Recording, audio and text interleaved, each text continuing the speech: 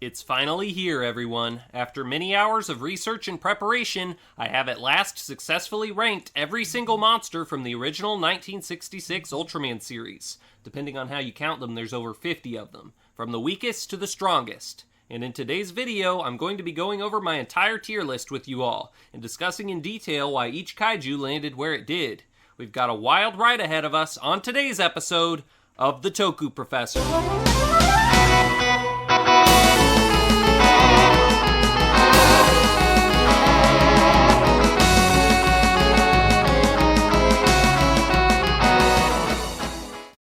Alrighty, I say let's jump in and discuss all the rules, notes, and things to keep in mind about today's tier list so we can get started.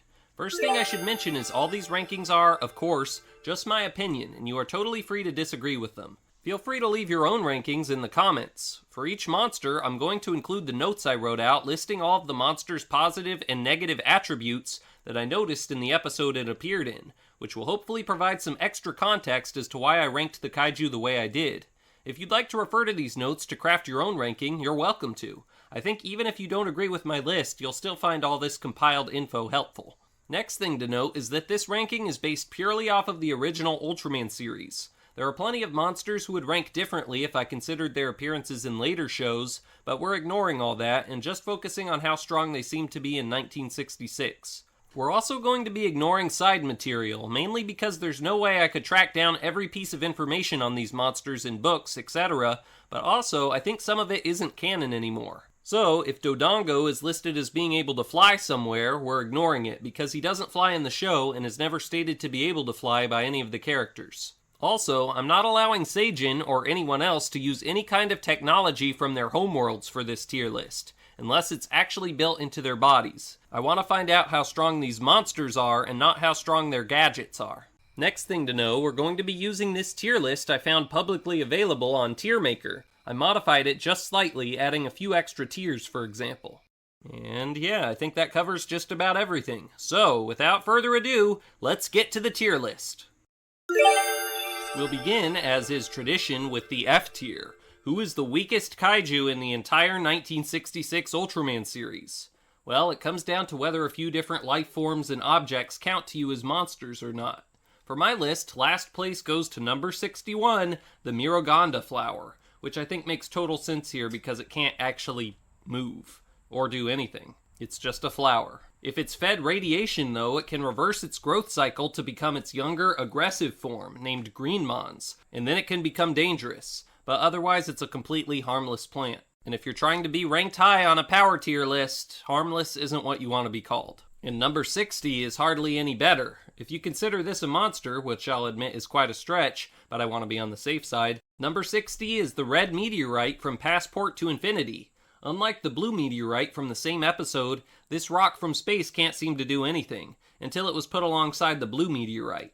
Then it was able to inch forward to combine with the other and become Baltan, but that was all it was ever shown doing. I put it slightly above the Neronga flower because rocks are harder to destroy than flowers. Number 59, First Stage Keronia, another entity that's stuck in one place, actually has a bit more going for it. Based on character dialogue, it's possible the First Stage Keronia could be able to attack, but it's unclear whether it needs to grow to its second stage first or not. The two that were shown certainly don't do anything aggressive. They are also extremely weak to fire, but they do grow extremely rapidly, and we know that one day they will become very dangerous, so it finishes higher than the flower and the red rock. All of the bottom three on my list at least have the potential to become powerful, but I unfortunately can't say the same about our next two F tiers though, namely number 58, Pigmon, and number 57, Repigmon, who is the exact same kaiju as the former, but is shown doing some different stuff so he gets a slightly higher spot. Pigmon is a tiny monster, shorter than most humans, which immediately sets it back severely, but beyond that, it's never shown to be able to do anything violent whatsoever. I guess you could argue that it just didn't get a chance to attack anything its size, but it's described as a peaceful creature, so attacking things may be something it avoids. On top of that, it doesn't have anywhere near the durability it would need to compete against our other contenders. It died twice in the series, once by getting hit with some rocks, and another time by getting whacked by Ridorako. It was also shown to be scared of Arashi's spider shot, and has done some stupid things like heading out to confront the first Red King who is way bigger than him. Though to be fair, Pigmon's also capable of some extremely intelligent actions, like warning the SSSP about Geronimon with its own decipherable language, directing them to where Geronimon was, and somehow bringing water and even food to a stranded man. Oh, wait, does that mean Pigmon can hunt? Because that would be a point in its favor on this strength tier list. But it could have also just brought him berries or something. Pigmon is also pretty fast, as Arashi points out. But even with these good points in mind, I just don't think there's a non-F tier monster Pigmon could possibly beat. So both iterations of it go right here. And the last F tier is number 56, the Blue Meteorite. This rock is capable of way more than its red counterpart. Though it sometimes would remain still, occasionally it could open up and cause whatever was around it to be warped into the fourth dimension. It could also fly around and seem to cause an earthquake, and teleported this guy out of a building, and may have frozen this man in place. And of course, it could become the much more powerful Baltan if it combined with the red meteorite. Also, when Hayata tried to destroy it by throwing it at a wall, this happened. If it fought any of the other Ultraman monsters, it would disorient those it went up against, but I think most of them would just end up crushing it, which is why it also lands in F tier. I know most tier lists don't include E tiers, since for some reason E isn't a letter used when grading stuff, but I need to include one on my tier list to rank all the other human-sized creatures that wouldn't stand a chance against the big kaiju but are on a stronger level than Pigmon. At the bottom of E tier, we have number 55, the Underground People. From what their episode shows us, they basically seem to be just like humans, except they have no eyes, but they still can get around as if they do. They have some impressive technology, but as you'll remember, we're not allowing anyone on this tier list to use their technology. They apparently die when exposed to bright flashes of light, which many creatures in this show can cause to occur. So, to recap, they're basically the strength level of humans, but with an extra weakness, so they land right here. Just edging the Underground People out, we have number 54, Alien Zetton. Only one is seen in the show, and he never grows beyond human size. He was able to perfectly disguise himself as a human and knock two people out by choking them, and cause a gun to appear in his hand. His race also created flying saucers, and they somehow were able to bring Zetton to Earth. Ultimately, though, I don't have enough data to rank these aliens any higher than this, and besides, they were shown to be very easy to take out, as not only did a shot from the Mars gun cause the one that infiltrated the SSSP headquarters to disappear, but their ships blew up easily as well. Basically, all their strength comes from the monster they own.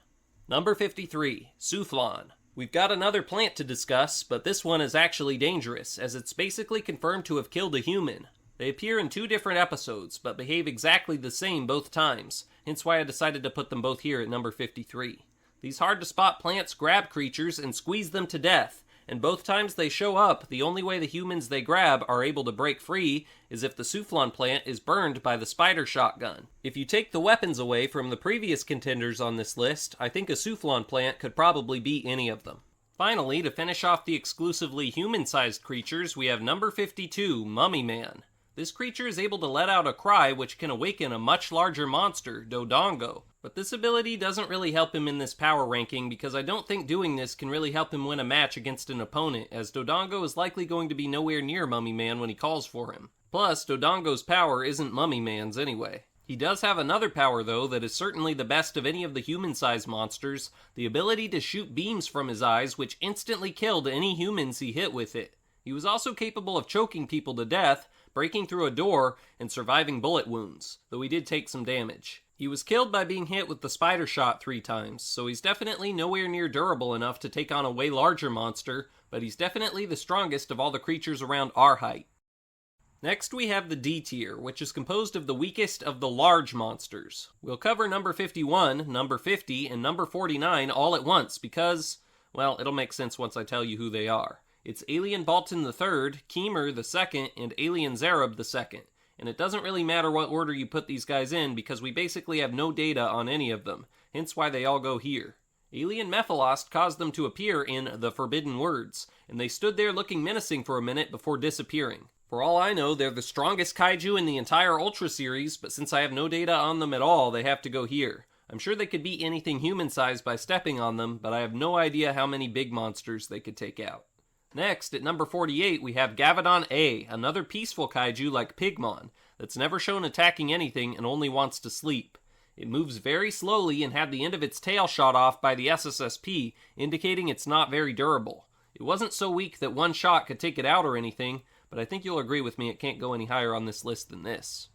Number 47, Giant Fuji. This is just the character Fuji from the show, but scaled up and under the control of alien Mephilos. She's just a human, but kaiju-sized, and without the ability to think for herself. She was able to damage a building with some wax, but also seemed a little weak to just regular old bullets fired from the guns of policemen. Based on the data we're given in the show, this is where she should land. Number 46, Magillar. This might be the first one on this list that people will disagree with, but we're given very little information on this beast, and what we're shown is mostly rather negative for the monster. His only noticeable good traits are the ability to burrow and knock rocks around with his tail. He moves slowly, seems to be intimidated by Red King, and ran away, and ended up being killed by 2 grenades. I think right here in D tier is where he belongs. Number 45, Gavidon B. Edging out the first version of Gavidon A by just a little bit, Gavidon B is still nowhere near strong, and just like his marshmallow-like younger self, just wants to sleep. It could take a lot of shots from tanks and sort of tried to retaliate against Ultraman a little bit. Oh hey, this is the first monster on this list to actually fight Ultraman. Interesting.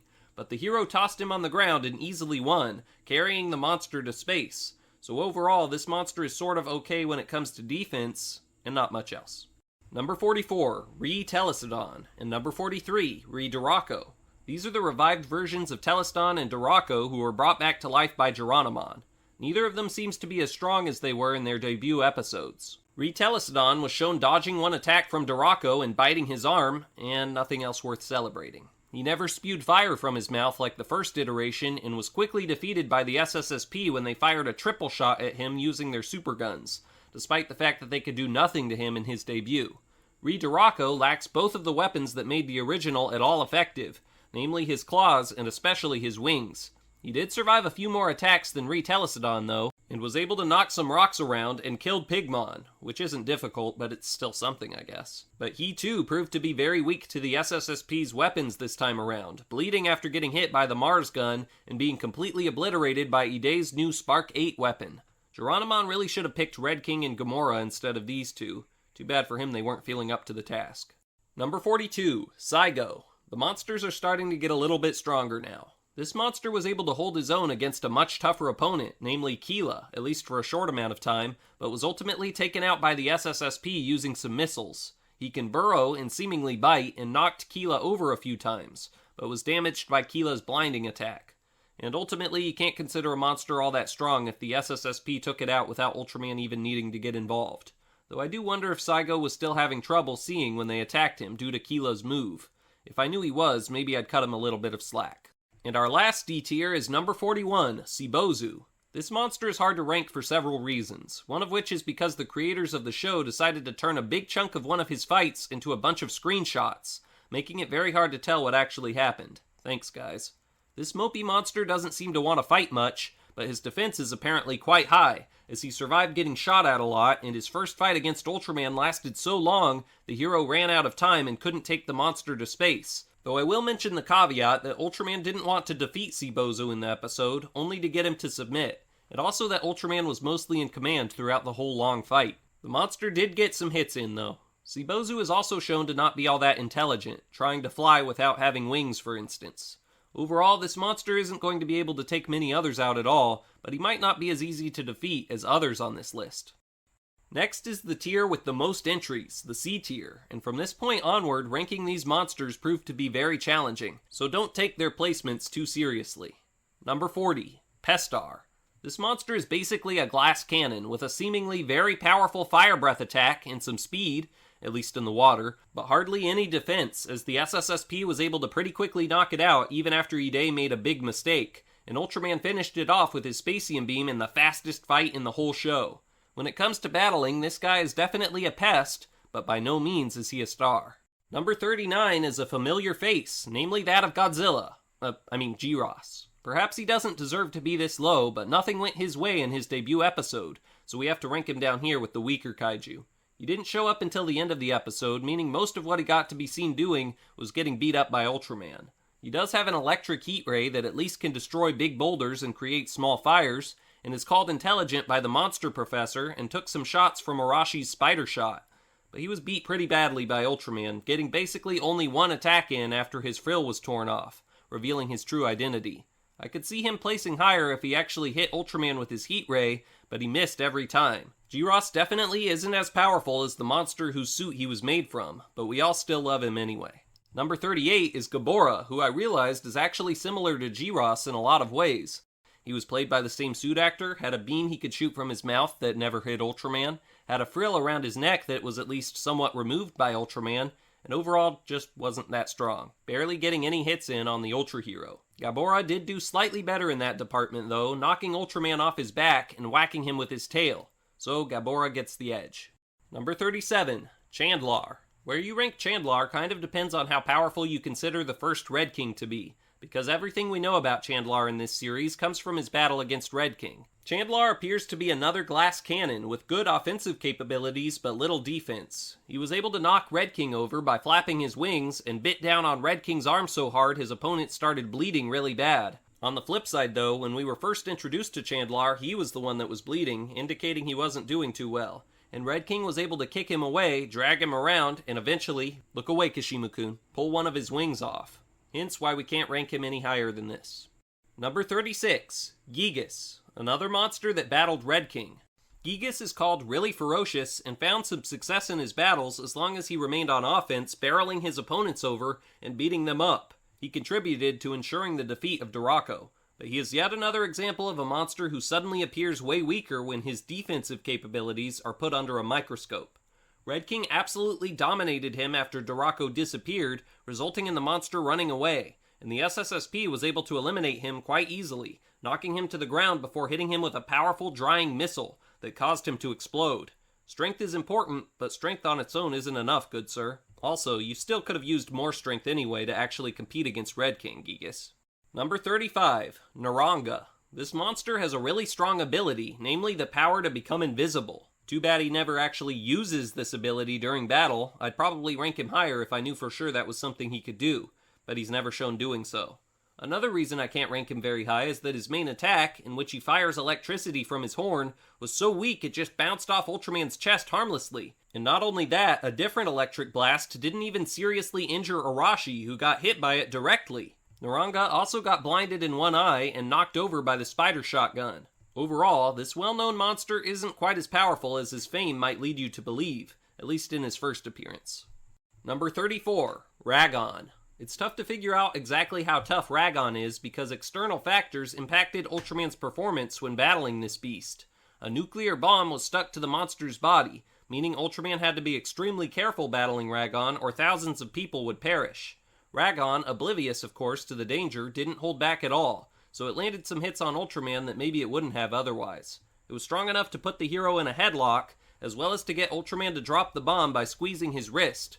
It had a radioactive ray attack too, that temporarily stunned Ultraman. But one Spacium beam took it out, and it got really upset by a blow from a tiny knife on its hand, which is kind of pathetic for a monster its size. It's also stated in the episode to be only 30 meters tall, but this was likely a mistake on the SSSP's part. I'd rank it higher if not for the bomb, because it did give Ultraman a tough time. Number 33, Telesdon. Another example of a famous monster like Neronga that's quite a bit weaker than you may remember, at least in his fight against Ultraman. The SSSP could do nothing to this guy, as he could take hits from napalm bombs and anything else the defense team threw at him just fine, with Ide even saying of him, "At this rate Tokyo will be wiped out."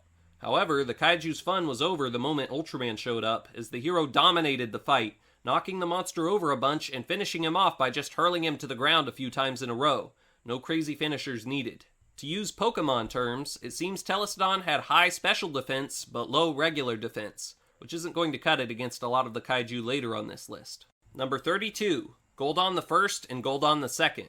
Probably the first average Kaiju on this list. With no known differences between the two iterations of Goldon, I decided to rank them both under one number. Goldon's greatest asset in battle is its tail, which it can use to strangle its opponents and is difficult to escape from. Its own tail is also its weakness, as Ultraman proved, but most monsters probably wouldn't be smart enough to exploit this weakness. It can burrow, land some pretty powerful physical attacks, and take a lot of hits, but not an endless amount of hits. The first Goldon went down after the SSSP hit it with a Corona bullet, followed by a blast from a supergun, and the second one was finished off by Ultraman's Spacium beam. Number 31, Bimular. The first monster in the show has some helpful abilities, such as his pale heat ray, and more interestingly, his travel sphere. I think I mainly put him up this high because of his sphere, since it provides this otherwise sluggish monster with a way to move quickly, though I could have been a bit too generous since I can't think of too many ways he could effectively use it in battle. There's other stuff to consider though too, such as the fact that he somehow escaped from Ultraman as he was being taken to the space graveyard prior to the events of episode 1, and also that he was able to take plenty of hits from the SSSP's weapons without coming close to going down. Ultraman also specifically refers to him as a demon-like monster that disrupts peace in the universe, and looked fatigued in the middle of his battle against the beast. On the other hand though, Bimular could barely do anything to the Ultra during their fight. What do you think? Is number 31 good for Bimular, or should he be higher or lower? Number 30 is the first version of Durako. This monster is heavily reliant on his wings. As long as he has them, he's able to fly as fast as a jet VTOL, and slam into foes from behind, and fly up into the air to dodge attacks, which he did multiple times. However, take those fragile-looking wings away, as Red King II was able to, and things began to unravel for this guy. He could still use his claws, which were able to cause sparks to fly when he hit Gigas with them, but his defense doesn't seem to be that high. Maybe I'm being slightly too hard on this monster since he did get double-teamed by Gigas and the powerful Red King II, but I did do a favor putting him above Gigas despite the fact he didn't last as long as him in the episode. Number 29 has an asterisk on it because there are a few scenes that, depending on how you interpret them, could vault this number 29 monster all the way into the top 10. Allow me to explain. The Kaiju, or in this case Seijin in question, is Data. Of the Seijin that can become as large as Ultraman, this guy's power initially impressed me the least, since he's not allowed to use his micronizer device that could capture people, or any other technology. The powers he's left with are the ability to teleport, fly, and possess people. Now, can he only take over the minds and bodies of people, or is he able to do so to much larger foes too? Based on the fact he never attempts to do so to Ultraman, possibly not, but you never know, and if he could, that would be a game changer. But one interpretation of this scene could be even more of a game changer for Data. Here, it seems that Data is able to shrink Ultraman to human size. However, it doesn't seem Data did this with his own power, because just before Ultraman shrunk, he'd been hit with the micronizer device, and it could have had a delayed reaction. One other hard-to-understand scene is this one, right before Data makes his first on-screen appearance. There is a flash, and all of these people are suddenly frozen stiff. How did Data pull this off? Did he use technology or not? And could he do this to a monster opponent? No idea. We know he didn't use this move against Ultraman, though. So, anyway, if Data can't use his possession, shrinking, or freezing abilities, he lands right here at number 29, because he's not a great fighter without them. He did survive a hit from the Spacium beam, but was, at least temporarily, very injured and had to flee in disgrace. So, anyway, complicated monster to cover, but this is where he's landing on my list, if he can't use any of those overpowered moves. Keep all of this discussion in mind. Some other Seijin later on will present us with similar dilemmas. Number 28, Gubila. This aquatic/subterranean monster's drill horn nose is its greatest asset. In Gubila's debut episode, he uses it to tunnel underground so quickly that Ultraman apparently couldn't catch him. I assume the drill is also a devastating weapon. Ultraman seemed to think it would be, as he had to push with all his might to prevent the monster from hitting him with it. The monster even used the drill to block Ultraman's Ultra Slash, catching the energy Cheerio and throwing it back at Ultraman, which could have been really bad. In a pinch, Gubila can also fire water through its blowhole, which seemed to sting Ultraman's face when he was hit by it.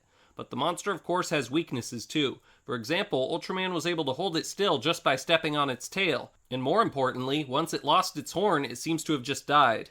Good middle-of-the-road monster here. Number 27, Vanilla. Another very average-seeming monster who lost to the more powerful Abarus. The SSSP sort of teamed up with Abarus to take him down though, so we shouldn't be too hard on Vanilla. He's got a fire breath attack, but it doesn't seem anywhere near as devastating as that of Zumbalar or Jamila, for example. He also held his own against Abarus in grappling matches for a while, even quickly dodging his deadly mist attack, at least the first time. Before Abarus showed up, the SSSP couldn't do anything to stop this guy, though his suit did sometimes catch fire when he'd get shot at. Not too much else to say on him, he just seems average. Number 26, Red King I. The first iteration of Red King comes across as really strong, but when you stop and think about it, all he really did was defeat Chandlar. Granted, he memorably did so in one of the most brutal ways possible, but later on in the episode he got absolutely trounced by Ultraman, who hurled him to the ground twice in a row to defeat him. Red King did basically nothing to the hero in that fight. I guess I should also mention that he killed Pigmon with boulders, but that's not too hard to do. Magillar was intimidated by him, but considering how easily Magillar went down later, maybe that makes sense. He can throw rocks and move fast, but overall Red King I is mostly bark and not much bite, unless he's up against Chandlar, of course. And to wrap up C tier, number 25, Dodongo. Probably a good example of a monster who could have done better if its weak point, its eyes, hadn't been exploited. He was pretty strong, though not very fast, and had a pretty powerful beam he could shoot from his eyes. The monster was blind when he battled Ultraman, and even so, the hero still could barely grab the monster without getting thrown about by it. Dodongo was prone to stumbling about though, and a Spacium beam was enough to finish it, so it's not like Ultraman wouldn't have defeated it even if he could see, but the fight probably would have been more difficult. Okay, next up are the B tiers. The creatures in this tier are actually starting to get quite dangerous. Our first B monster is number 24, Greenmons, who I have up here mainly due to his poisonous mist attack, which caused Ultraman to collapse. At human size, it killed several people by spraying them with its mist, and though it seemed defeated by the SSSP's superguns, their attacks actually ended up causing it to grow to Kaiju size. I do wonder why at this size its mist didn't instantly kill people and just knock them out though. At human size, it was also smart enough to hide and attack Arashi. However, being a plant, it seemed to be weak to fire, and Ultraman's Spacium beam was close enough. Number 23, Jamila. As a former human, Jamila's got some decent grappling skills and seemed pretty evenly matched against Ultraman at first. And he's also got a pretty powerful fire breath attack, on top of being immune to fire himself, which is very useful considering how many monsters on this list have fire breath. He also seems to be quite intelligent despite now being a monster, as he was able to return to Earth and started systematically attacking peace conference representatives. He tried to run away from the SSSP after they fired at him, but I guess that isn't necessarily a point against him and could be a smart move on his part. His Achilles heel is his weakness to water. The liquid can kill him if he's doused with enough of it, but most kaiju aren't going to be clever enough to learn that. I initially had him about 8 spots lower, or I guess higher since we're counting down to 1, but I do think now that a lot of kaiju would probably have difficulty getting past this guy. Number 22, Gamakujira. This guy's a tank. According to dialogue in the episode, each time he withstands an attack, he gets tougher, with his mouth, throat, and stomach getting harder. He handles getting hit by weapons many times during his episode, and breaks out of the SSSP's electric net as well. He doesn't seem too great at attacking though, as his only special move seems to be his water spout. Ultraman's quote-unquote fight against Gamakujira was very short, but that makes sense since his defeat had basically already been set in motion at that point after many different SSSP operations. This monster is basically a weaker version of Skydon, who we'll be seeing in a little while. Number 21, Gesura. Greenmons was carried by its poisonous mist, but for Gesura, it's its poisonous spines. Said to be so toxic they could kill a man in a second, they weren't nearly that bad for Ultraman, but he still seemed in pain after touching them as if he'd been stung, and his color timer started blinking very fast as he tried to attack the monster's weak point. If this kaiju can only go down after one of its fins is removed, which we don't know, we only know that the fin is its weak spot, then the monster definitely deserves to be higher on this list, because I think hardly any monster on this list could destroy the fin without succumbing to Gesura's poison, and most wouldn't even figure its weakness out. However, it could be defeatable by other means, we just don't know. Attacks from the Spider Shot and Superguns all at once against this beast were no good at all, but on the other hand, Ultraman was able to throw the monster around a lot at the beginning of the fight. Still, by no means should you underestimate this monster. Number 20, Zumbalar. This creature can ignite huge fires around itself just by flashing its spines, which also might provide a bonus benefit of briefly blinding nearby opponents. It was able to withstand tons of blasts fired by the SSSP and military simultaneously, and caused tanks to erupt into flames, and was a pretty good physical attacker as well, as he was able to pummel Ultraman with his tail. He's also likely fireproof, which is a good thing because it can light itself on fire. Man, I feel bad for the suit actor here. However, Ultraman was able to wear Zumbalar out and finish him with his Spacium beam, so despite how much destruction he can cause, I think this creature still comes in around number 20. Number 19, Kimular. Another monster with a very powerful ability. Kimular can shoot poisonous gas from its mouth that began to overwhelm the SSSP even with gas masks on. Ultraman took some damage from the smoke too, and in the episode The Little Hero, Hayata mentions that if the SSSP hadn't fired the Mad Bazooka weapon at the beast, Ultraman might have died from Kimular's sulfuric gas. But the beast isn't a one-trick wonder, it can also shoot electricity from its two-pronged tail, and can open its carapace to knock aircraft that fly too close out of the sky. Couple that with super high defense, and you've got a really tough kaiju to deal with. He does have a weak point, though, on his back. Remove that, and this monster could contend for the number 1 spot.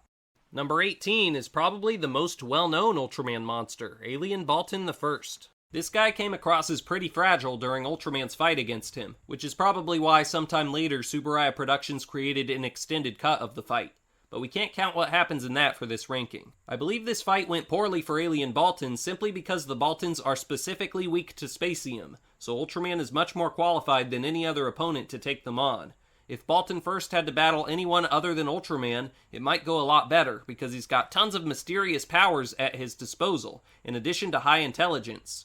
He can teleport all over the place and create copies of himself to confuse people, can fly, can fire missiles from his claws, giving him a much better offensive option than the last Seijin we looked at, Data, and after getting hit by a weapon called the Hagetaka, although he looked defeated, he was somehow able to stand up again, creating an undamaged copy of himself.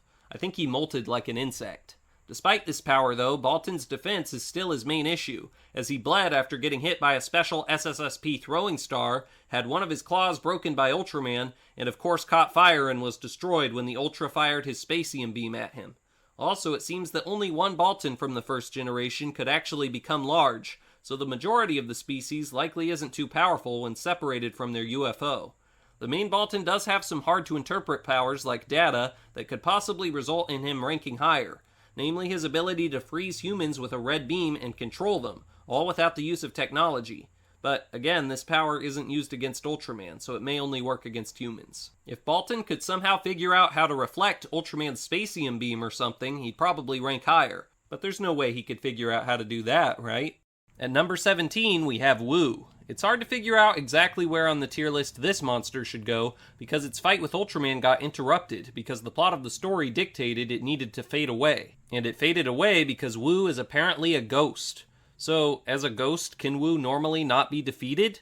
I don't know. Ultraman was certainly able to toss it around, and it got dizzy after getting kicked by him, so it doesn't seem invincible. But could he have killed it? No idea. It was a pretty strong fighter, going for Ultraman's throat at one point, and took quite a few shots from the VTOLs without going down. Hard creature to rank, but this is where it's landing on my list. The final B tier is number 16, Gango, another creature that could theoretically be unkillable like Wu, since he had to be wished out of existence. Or did he? Like Wu, he is capable of taking damage. For example, he had both of his horns knocked off, and seemed confused after this happened, possibly because he used these horns as a way to sense his surroundings. He also isn't the brightest bulb in the box, trying to fly or fire a spacium beam despite being unable to. All this being said, he was simultaneously also kinda powerful, knocking over buildings with ease, trapping Ultraman by squashing him, and just never going down. He still had fight left in him the moment before he disappeared. Maybe he couldn't be defeated? I don't know, though I just bragged about his power, I definitely wouldn't say it was all that impressive, so I don't want to rank him much higher than this. If we knew for sure he couldn't be defeated without being wished away, though, that would of course change things. Moving on to the A tier, these kaiju are basically as tough as they get, just barely beaten out by the S tiers. Number 15, Hydra. This monster was stronger than I remembered, and is also kind of a ghost like Wu, or at least not really natural. However, it's implied that Ultraman might have been able to finish it off had he fired his spacium beam at it. So why did I rank it higher than Wu? Well, it just seems to be way more powerful, even seemingly temporarily knocking Ultraman out. Wow. Ultraman could barely do anything to this beast during their fight, and got pecked and beat up. And plus, Hydra can fly too, so that's definitely a bonus. It definitely isn't invincible though. Arashi was able to cause it to bleed by blowing up a truck it grabbed. As long as Hydra never lets up attacking and its imperfect defense isn't put to too much of a test, I think it could handle a bunch of the monsters on this list. Number 14, Alien Baltan II. After the first big Baltan got trounced, I guess the Baltans that survived episode 2 figured they needed to make some changes, because somehow when they returned they suddenly knew how to reflect Ultraman's spacium beam, as well as his Ultra Slash. The second generation knew some other tricks as well, such as how to hold opponents in place or knock them over from afar, as well as how to completely take control of someone's body to an even greater degree than in episode 2, which was used on this poor astronaut. In the case of the latter though, we again don't see them do this to anything other than a human, so whether this could be done to a monster, I don't know. Even the little Baltans were pretty dangerous in this episode, as they could shoot very large streams of fire from their claws and even combine into a big Baltan. However, despite all these new powers, Baltan 2 is still pretty fragile. Ide was able to easily take down a bunch of the little ones, and once their barriers were down, which granted did require Ultraman to use a brand new move, Ultraman could easily finish them off with an Ultra Slash. The hero also easily repulsed one when it tried to attack him at close range. Overall, Baltan 2 is very powerful, but it needed to buff its defenses even more. Number 13, Alien Zerub / Imitation Ultraman. Alien Zerub is a clever Saiyajin that seems to be able to control radioactive gas, can control people by hypnotizing them, can fly, and seemingly teleport, could transform into an imitation of Ultraman, fire missiles from his fingers, grapple well against Ultraman, and put out his hand to unleash a move called Destructive Sonic, which seems to cause intense pain inside his opponent's head. He was also able to take a hit from the Spacium Beam without going down, though it caused him to lose his Ultraman disguise. The second time he got hit, though, that was it for him. He also was left in pain on the ground after getting whacked over and over in the sky. Zerub is very close to Baltan 2 in strength, but I gave him the edge because he was more difficult for Ultraman to take out, though still not that hard. We should still give him credit for tying Hayata up, though. He almost didn't have to fight Ultraman. Number 12, Keela. For some reason, Keela, who appeared just 2 episodes after Zeragus, has the power to blind his opponents just like the latter, though the move is slightly different as it seems to be a little weaker, but also might have the side effect of causing explosions.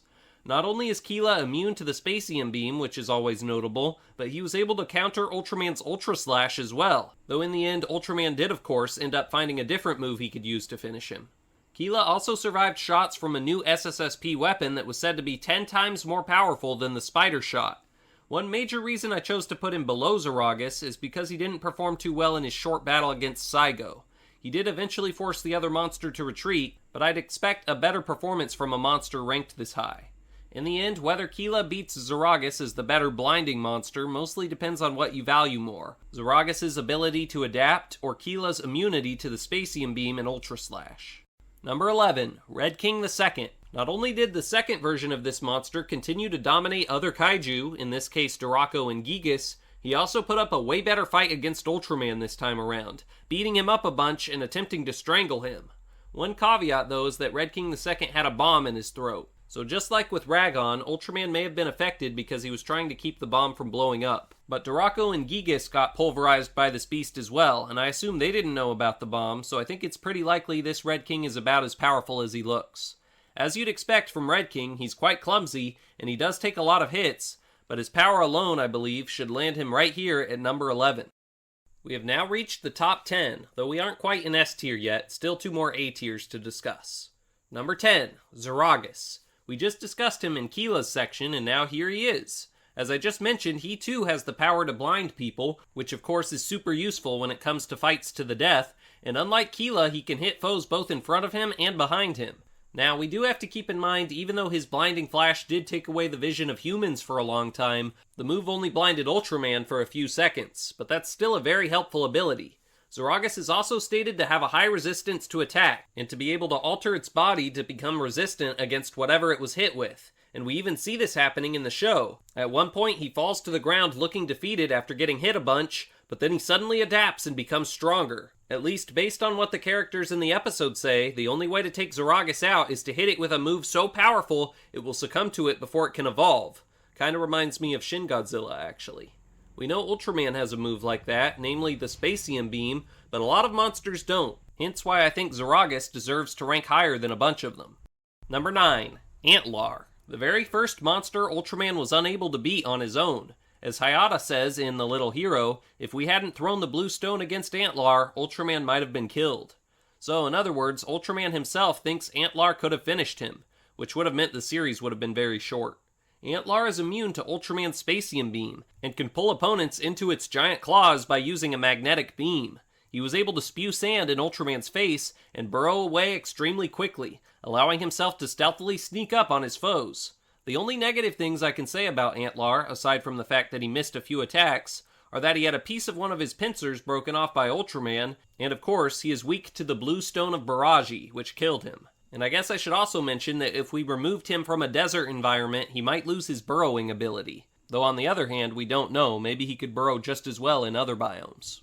Number 8. Keronia.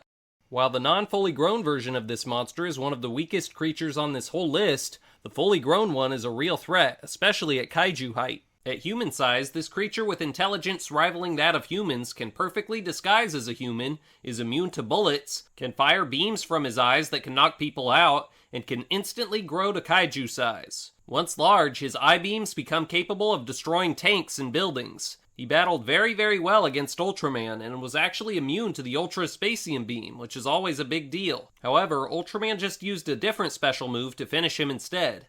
Also, Ultraman was able to block his eye beams no problem, and Keronia's whole race and their flying saucers were very quickly wiped out.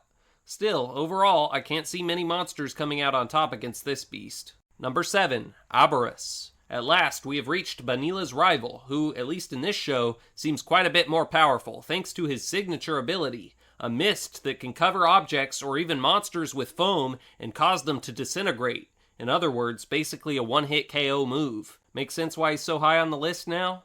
The only major caveat with this move that I can see is, for some reason, it wasn't enough to cause Ultraman to melt away, though it did freeze him in place for a moment and cause his color timer to go off. When Abarus hit Banila with it though, that was it for his rival, so we know it can be used to KO at least some opponents. Abarus is also a great physical fighter, and has fantastic defense as well. Ultraman had to hit him with the Spacium Beam 3 whole times to finish the creature off. Can we possibly get tougher than this? Well, let's see. It is now time for the S tiers. These are the best monsters the Ultraman series has to offer as far as strength, in my opinion. I considered at some point or another putting basically every monster in this tier at number 1. They are all incredibly powerful. However, after much thinking and shuffling, I think I finally came to an order I'm happy with. Number 6. Baltan. This mysterious creature has the ability to warp time and space. Or well, at least space. It can trap things and beings in a 4D zone, freeze opponents in place, cause the ground to collapse, or cause things it encounters to teleport to different locations, such as when it put these tanks in the sky so that they would fall and blow up. I think almost any monster, whether from this show or later ones, would have an incredibly difficult time doing anything to Baltan. However, 2 Spacium Beams were enough to cause the object to shrink down to a size where Ultraman could crush it, so it's not invincible. It also only has one actual direct attack. It can cause explosions, which are powerful enough to destroy a tank or a jet, but most likely not a monster. Aside from this, it has to attack indirectly, by dropping foes from the sky or trapping them underground. Still, I wouldn't blame anyone for ranking Baltan number 1. It's an extremely challenging being to take on. Number 5. Alien Mephilos. This Seijin seems to be just about exactly tied with Ultraman when it comes to power, based on their short fight. The battle ended up getting called off by Mephilos, who said there was no point in fighting. He accomplished very impressive things prior to this battle, but he seemed to use technology to accomplish a lot of it, meaning we actually don't have too much data on what he could do on his own. We do know he could fly, was intelligent, could block the Ultra Slash and a different projectile Ultraman fired with his own energy move, could grapple with Ultraman pretty well, both sides got hits in, and could teleport. And that's about it. However, I really think these standoffs in the episode are really trying to get across to us that Mephilos is an even match for Ultraman. Also, Mephilos did seem to use his own powers both here, where he teleported humans he had captured out of the room, and here to freeze Hayata in place before he could turn into Ultraman, which are both powers that would be immensely helpful in a fight, though like with other overpowered Seijin moves, Mephilos never used them during his battle against Ultraman. I did drop Mephilos a few spots since we don't have much data on him, but I still think he's the strongest Seijin in the series. After all, he used Baltan and Zerub as pawns. Number 4. Geronimon. I mentioned in my History of Geronimon video that I thought Geronimon was the most powerful Ultraman 1966 kaiju, so why is he number 4 now? Well, I still think he could be number 1 because he has the power to revive dead monsters, apparently even up to 60 of them. That makes him pretty unbeatable, right? Well, Re-Duraco and Re-Telesdon didn't come back to life seeming very strong, but 60 of even monsters as unimpressive as the 2 of them would be very problematic. However, there's a problem. Geronimon doesn't seem to be able to revive them very fast. If he had a few days to prepare for a battle, he probably would in fact be the strongest, because he could revive a huge army of kaiju for himself, meaning what I said in that video is still true. However, if he didn't have time to get ready, things would probably be a lot more difficult for the Monster Chief, because based on his battle with Ultraman, he can't just revive helpers when he's in the middle of fighting to help him out, and he has to rely on his own abilities. That being said, his moves are pretty good, especially this one, where he launches the feathers on his tail and controls them to fly toward opponents and pierce them, and possibly even poison them.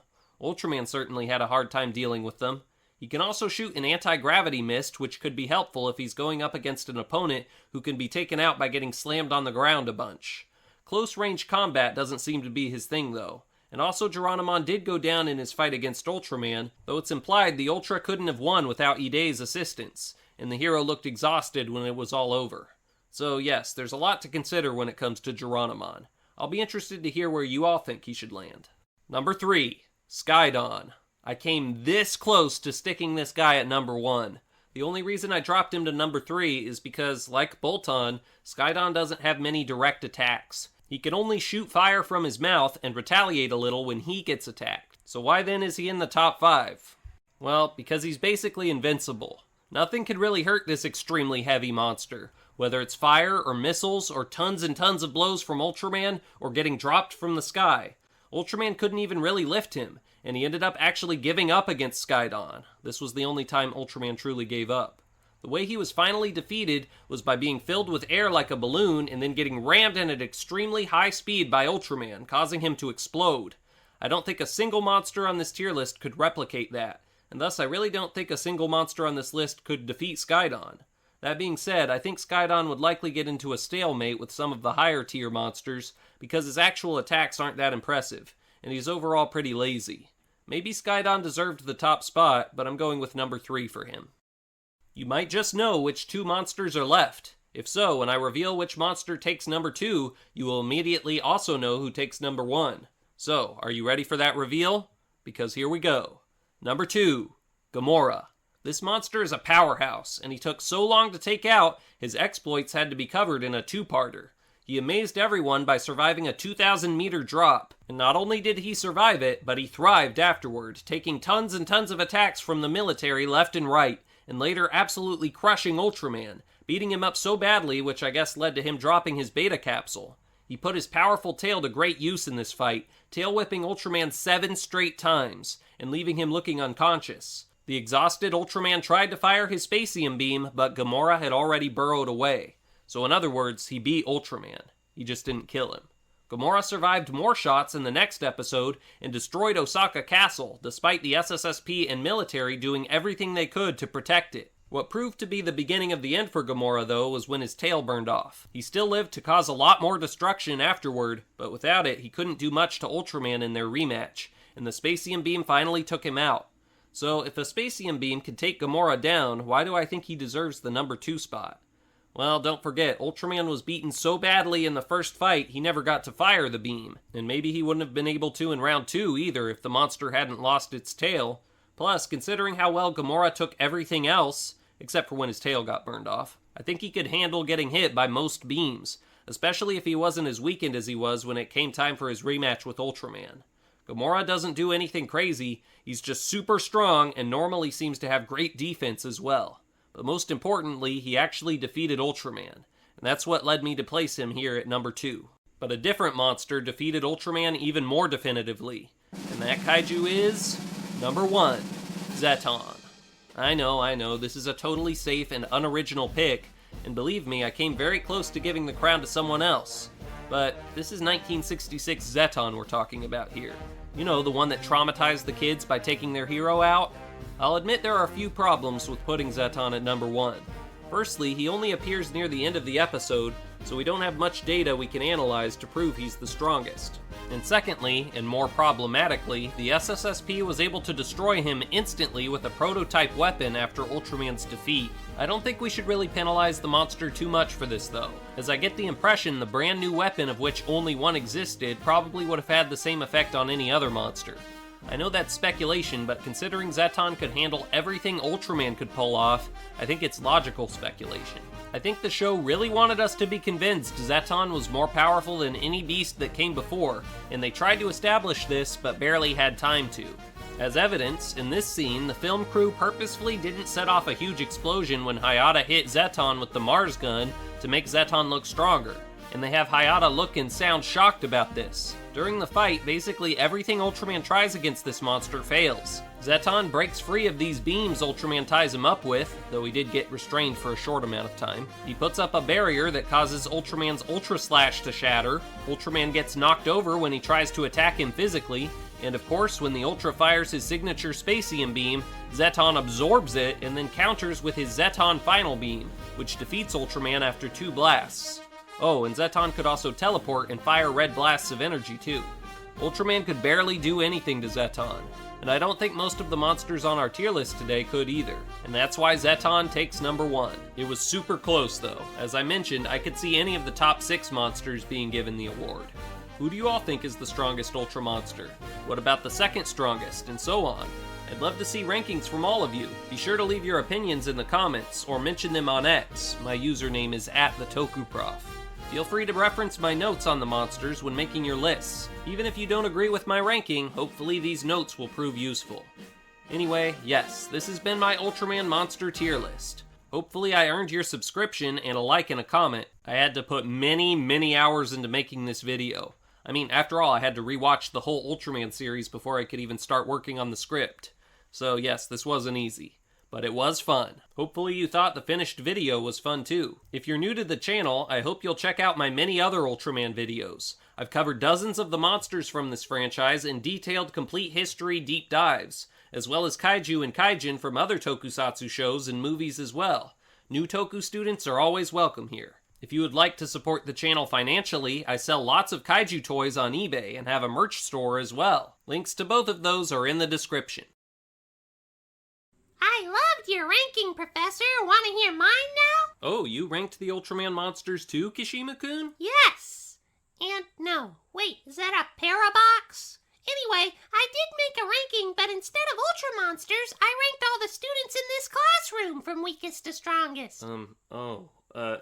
Don't you think you run the risk of upsetting people doing that? Yep, the stakes are high. Anyway, want to hear my list? Maybe don't. Go for it, Kishima-kun. I can't wait to finally be validated and recognized as the strongest student in Tokupolis Elementary. But you're at the bottom of the list. What? Oh wait, oops, my bad. You're not quite at the bottom. Whew.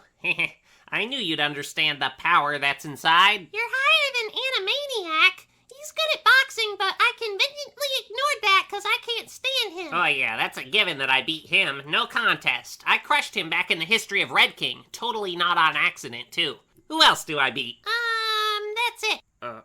Wait.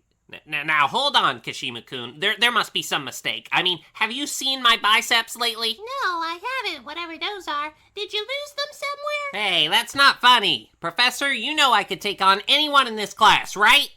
Right? Well, would you look at the time? It's time for me to say goodbye to everyone watching on YouTube, which sadly gives me no time to answer that. Thanks for watching, everyone. But I didn't finish reading my list. Oh well, to be continued some other day maybe, I guess. Ooh, a cliffhanger. Clever marketing. Shh, let the end music start. Oh, right.